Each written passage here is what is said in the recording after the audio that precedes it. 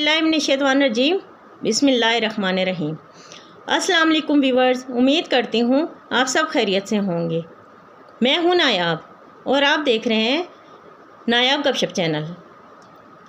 आप सबका बहुत शुक्रिया जिन लोगों ने मेरा चैनल सब्सक्राइब किया है, और जिन लोगों ने अभी तक सब्सक्राइब नहीं किया है वो लोग सब्सक्राइब कर लें और बेल आइकन को भी दबाना ना भूलें, ताकि मेरी आने वाली हर नई वीडियो की आपको नोटिफिकेशन मिल सके। हमने एक स्टोरी शुरू की है जिसका नाम है हवेली की बेटी। आज उसकी 6 एपिसोड है, तो चलें टाइम ज़ाया किए बगैर शुरू करते हैं। शाह मीर ने हरीम को झंझोड़ा, मगर वो आंखें खोलने को तैयार ही नहीं थी। हरीम इस उम्मीद में आंखें नहीं खोल रही थी कि शाह मीर उसे उठाकर अपने कमरे में ले जाएगा, मगर यहाँ तो गंगा ही उल्टी बह रही थी। शाह मीर जो सुबह से शहर गया हुआ था, इस कदर थका हुआ था कि उसकी आंखें नींद से लबरेज थीं। उसका इरादा था कि वो फ़ौरन जाकर सो जाए।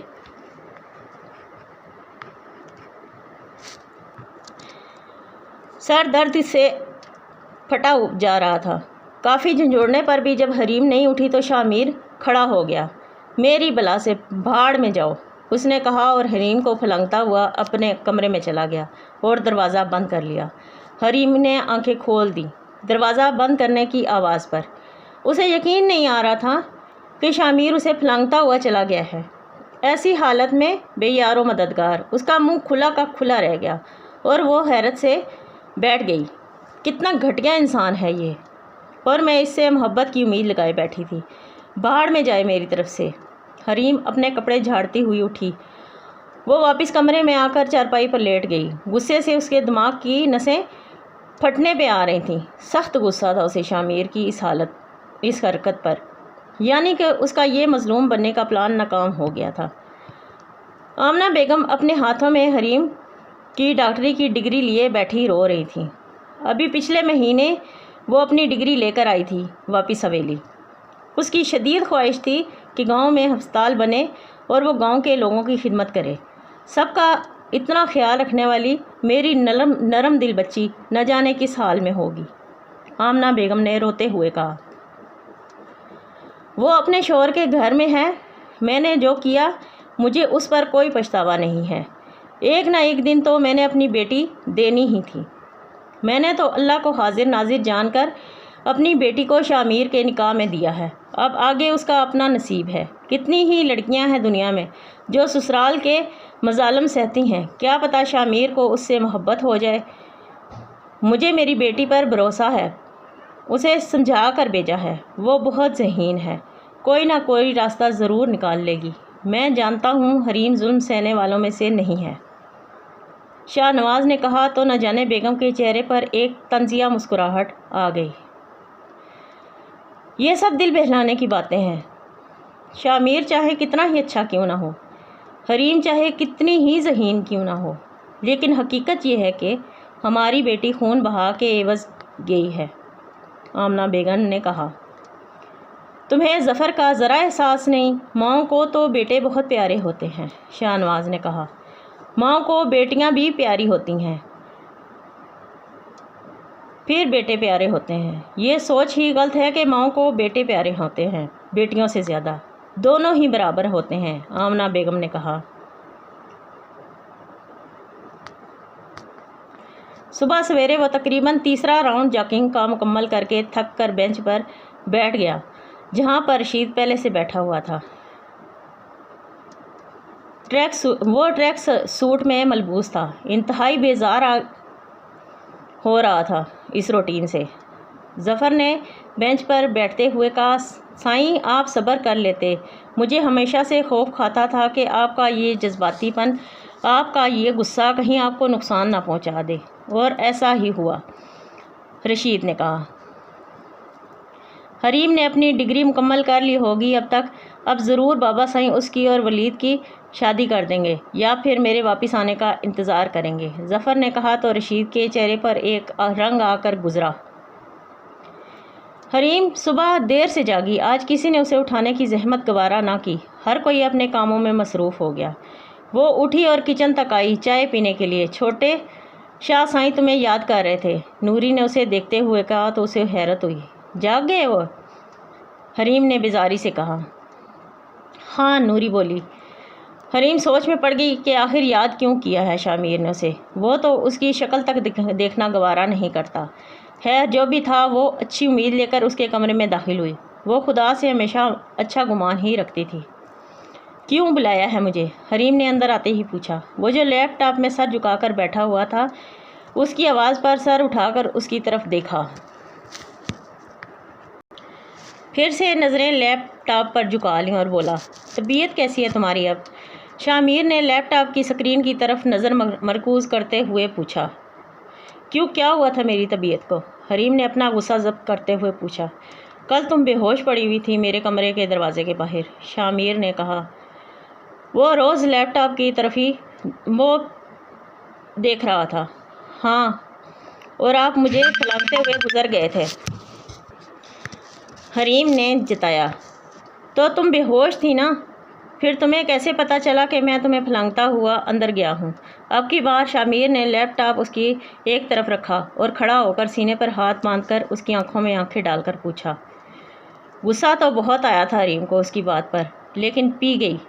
ڈرامے باز لڑکی، شامیر نے اس کی آنکھوں میں دیکھتے ہوئے جتانے والے انداز میں کہا، جیسے کہ وہ اس کا سب ڈرامہ سمجھ گیا ہو۔ کیونکہ عزت راس نہیں ہے تمہیں۔ حریم اپنا ضبط کھو بیٹھی اور پھٹ پڑی۔ کل سارا دن تمہیں سائیں سائیں بول کر میرے جبڑے تھک گئے، تمہارے لیے ناشتہ لائی، تمہاری بینڈنگ چینج کروانا چاہی، لیکن اب مجھے احساس ہو رہا ہے کہ تم کسی بھی نیکی کے حقدار نہیں ہو۔ حریم نے اس کی آنکھوں میں دیکھتے ہوئے ایک ایک لفظ چبا کر کہا، اچھی طرح سے سمجھ گیا تھا میں تمہارا ڈرامہ، بیوقوف نہیں ہوں میں، سردار ہوں اپنے قبیلے کا، مجھے ہلکا مت لینا مس۔ پتہ نہیں کیا نام ہے تمہارا، شامیر بولا۔ مس نہیں، مسز حریم شامیر، حریم نے اس کی آنکھوں میں دیکھتے ہوئے بہادری سے کہا، اور یہی وہ بہادری تھی جس سے شامیر متاثر ہوا جا رہا تھا۔ کل والی مظلوم حریم اسے بالکل بھی پسند نہیں آئی تھی، لیکن آج پھر وہ اپنی ٹون میں واپس آ گئی تھی۔ لاشعوری طور پر شاید شامیر اسے ایسے ہی دیکھنا چاہتا تھا۔ بہت شوق ہے تمہیں شامیر سلطان کی بیوی کہلانے کا؟ اس کا انداز طنزیہ تھا، جیسے کہ اس کا مذاق اڑا رہا ہو۔ قسمت کا کھیل ہے سارا، اور تم اس حقیقت کو جھٹلا نہیں سکتے، ورنہ میں تو تمہیں اپنا نوکر بھی نہ رکھتی۔ قسمت نے شوہر بنا دیا ہے، زبردستی کا شوہر، حریم بولی۔ تمہاری اطلاع کے لیے عرض ہے کہ قسمت نے تمہیں یہاں ونی بنا کر بھیجا ہے، پر تمہاری یہی اوقات ہے، کیونکہ مجھے بار بار مجبور کرتی ہو میں تمہاری اوقات یاد دلاؤں، شامیر نے کہا۔ ویسے اب تمہارا بھائی آزاد ہے، میں خون بہا لے چکا ہوں، اپنے باپ سے کہو اسے واپس بلا لے۔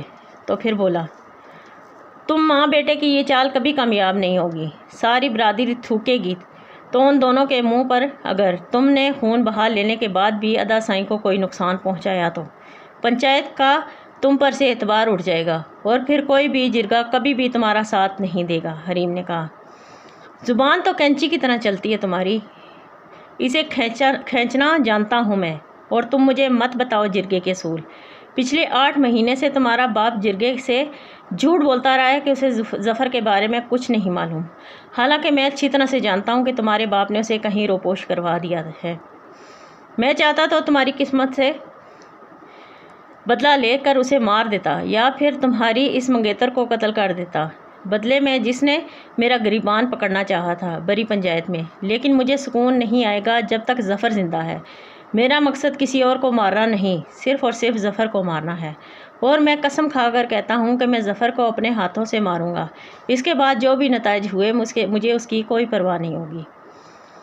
یہ سب کہتے ہوئے شامیر کی آنکھیں سرخ ہو گئی تھیں۔ حریم نے دیکھا کہ اس کی آنکھوں میں وحشت ہی وحشت تھی۔ یہ شخص کبھی میرے ادا سائیں کو زندہ نہیں چھوڑے گا، آج مجھے یقین ہو گیا ہے۔ کیسے بچاؤں میں اپنے ادا سائیں کو؟ مجھے حویلی پیغام بھجوانا ہوگا کہ خون بہا ان کا صرف ایک چال ہے، ادا سائیں کو واپس لانے کے لیے۔ حریم شامیر کی آنکھوں میں دیکھ کر کھو سی گئی۔ وہ سوچے جا رہا تھا، اتنا نظر بھر کر مت دیکھو مجھے، نہیں میسر آنے والی میری قربت تمہیں۔ سب سمجھتا ہوں تم ایک دل پھینک لڑکی ہو جو میری قربت حاصل کرنے کے لیے عجیب و غریب حرکتیں کر رہی ہو۔ شامیر نے سوچا شاید وہ اس کے چہرے میں گم ہو گئی ہے۔ ایکسکیوز می، کیا بکواس ملاحظہ فرمائیے، تم نے ابھی میرے بارے میں تمہاری قربت چاہتی ہوں؟ میں؟ حریم نے حیرت سے پوچھا۔ تو کیا نہیں چاہتی؟ شامیر نے کہا۔ تمہاری موت چاہتی ہوں میں، موت، حریم عجیب سے انداز میں کہا۔ تم مارو گی مجھے؟ ایک چھٹانک لڑکی، مجھے؟ سردار شاہ میر سلطان کو مارو گی؟ شاہ میر نے قہقہہ لگا کر کہا، جو دل پر حکومت نہ کر سکے وہ کیا خاک سردار ہوا؟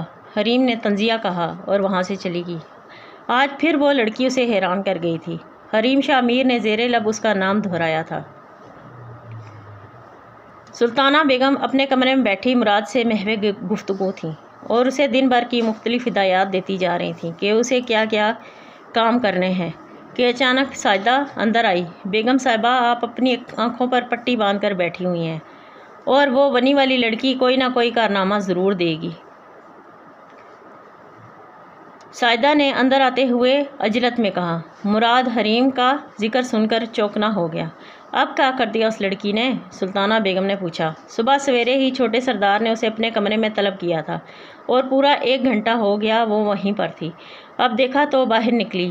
آپ غفلت کرتی رہیں گی اور وہ لڑکی چھوٹے سائیں کو قابو میں لے گی اور آپ کا سارا کیا کرایہ مٹی میں ملا دے گی۔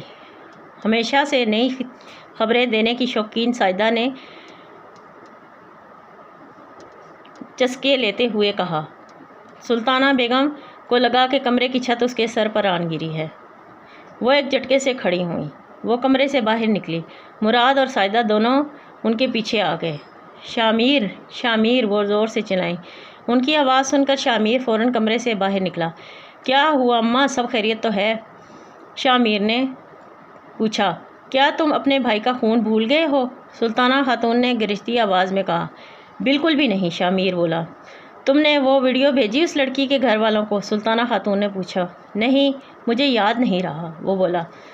شور سن کر حریم اور نوری بھی آ گئیں۔ ابھی کے ابھی مراد کو دو وہ ویڈیو، اور مراد تم ابھی بھیجو۔ نمبر حاصل کیا تم نے؟ سلطانہ بیگم نے کہا۔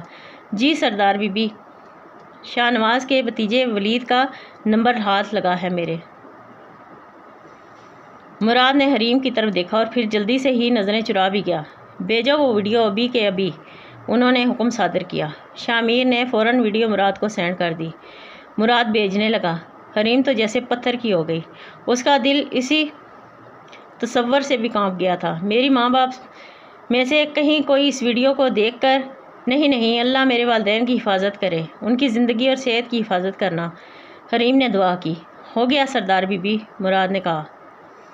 حریم کی آنکھوں کے سامنے واقعی اندھیرا چھانے لگا اور اگلے ہی پل وہ ایک جھٹکے سے زمین بوس ہو گئی۔ اپنے جذبات پر قابو نہ رکھ سکتے ہوئے مراد فوراً اس کی جانب بڑھا۔ جی تو ویورز، آج کی 6 ایپیسوڈ یہاں پہ اختتام ہو گئی۔ آپ کو اگر میری ویڈیوز پسند آ رہی ہیں تو مجھے سبسکرائب کریں، لائک کریں، شیئر کریں۔ آپ کا بہت بہت شکریہ۔ اللہ حافظ۔